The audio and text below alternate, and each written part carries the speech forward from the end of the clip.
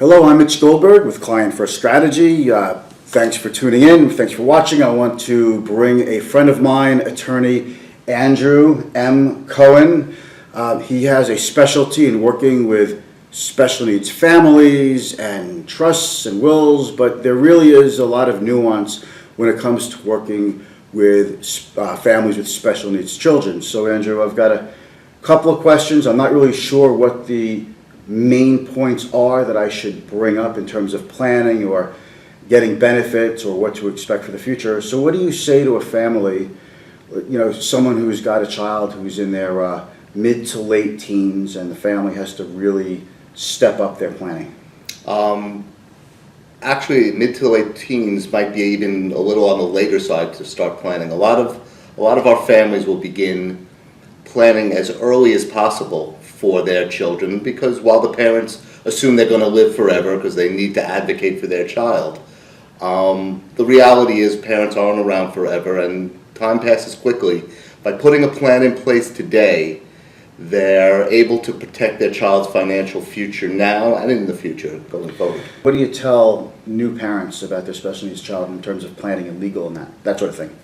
Well, the idea generally is when there's an individual with special needs, the government allows a world of financial benefits, primarily through the Medicaid system. There's programs and services that will be worth millions of dollars to these individuals with special needs. However, the laws require that the individuals cannot have significant assets in their name, and proper planning with an attorney, proper planning with a financial professional like yourself gives the family the ability to kind of take care of all those things going forward. The benefits for the most part will really kick in from age 18 and really start to have an impact after the child leaves their educational setting. There are services and programs that are available before 18, but 18 is a magic number for a lot of reasons. It's benefits, it's things like guardianship that are important, and as I said, the earlier the families start their planning, the better off they're going to be. Right, I'm not talking about getting the services like ABA therapy or touch therapy, physical therapy, OT, etc. I'm talking about the kind of benefits that, let's say, a child turns 18. There's two steps. The parents have to be able to retain guardianship, right? Because when their disabled child becomes 18, they're an adult. The parent really can't have HIPAA laws and healthcare information about them. So what do you do for that? That's exactly right. There's really two areas of focus. One would be the guardianship, which you're mentioning. The law presumes that every adult person is typical, able, and capable of making their decisions. For someone who's got intellectual or developmental disabilities, whether it's autism, Down syndrome, or whatever the deficits are, by going to court, a relatively simple, inexpensive process, the parents can get the authority to continue to make all those important legal, financial, medical decisions for their child going forward. It's called guardianship, as you mentioned. And the other important thing, which is very crucial, is the financial plan. You talked about the therapies and the programs. Well, when a young man or young lady graduates from the school setting, age 21? 18 to 21, that's exactly right. The idea is you don't want them sitting home and watching TV for 40 years. You want them integrated into the community, whether it's vocational rehab, where they're learning skills for working, or community habs or day habs.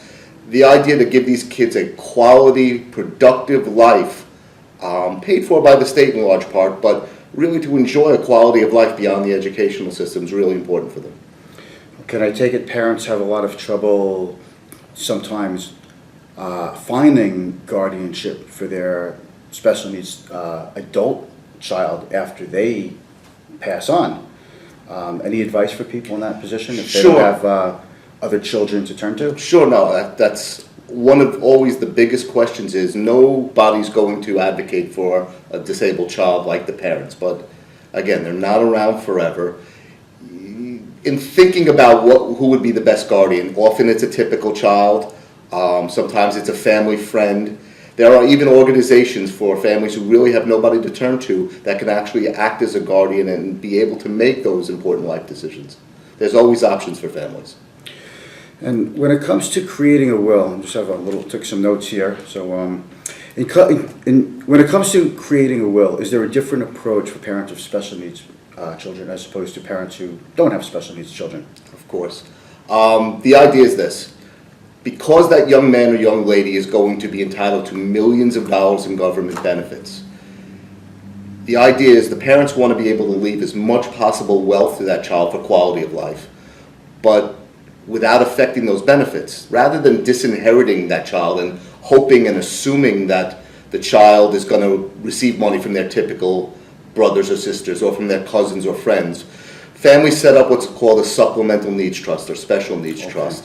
It's either incorporated into the will, it could be a separate standalone document where the will and your life insurance and retirement accounts are all coordinated. But the basic premise behind a supplemental needs trust is let the government cover food, shelter, basic medical, and all these programs.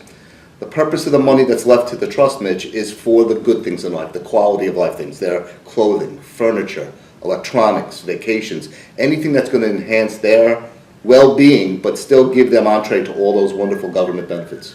Okay, I get you. So there's a lot to this. Some of the benefits available to them. There's SSI, or there's a lot of confusion and a lot of initials. What are the key benefits that they get? It's easy to get. That's right. It's easy to get lost in the alphabet jumble. Yes. When an individual reaches their 18th birthday, if they have less than just $2,000 in their name and they have a disability which prevents them from being able to engage in work-like activities, they are entitled to SSI, Supplemental Security Income. And that's a monthly stipend. That's through Social Security? The Social Security Administration, right? It's a monthly stipend. It's not life-changing money. Here in New York, the most someone living in the community can get is roughly about $800. But very importantly, with that SSI automatically comes Medicaid. And that really is the gold standard of benefits for an individual with a disability, covering all the programs, services, even medical and residential services for the future of that individual. Medicaid's always the crucial set of benefits for our families. I want to thank you for sharing this information with me, and I'm really looking forward to putting this video out because I think there's a lot of valuable information here for a lot of people who don't know where to go. Now, your email is, I have it here, ac@amcohenlaw.com. It'll be splashed throughout the video as people will see while they're watching it. So, Andrew, thank you so much for coming on. Really appreciate it. Thank you. My pleasure.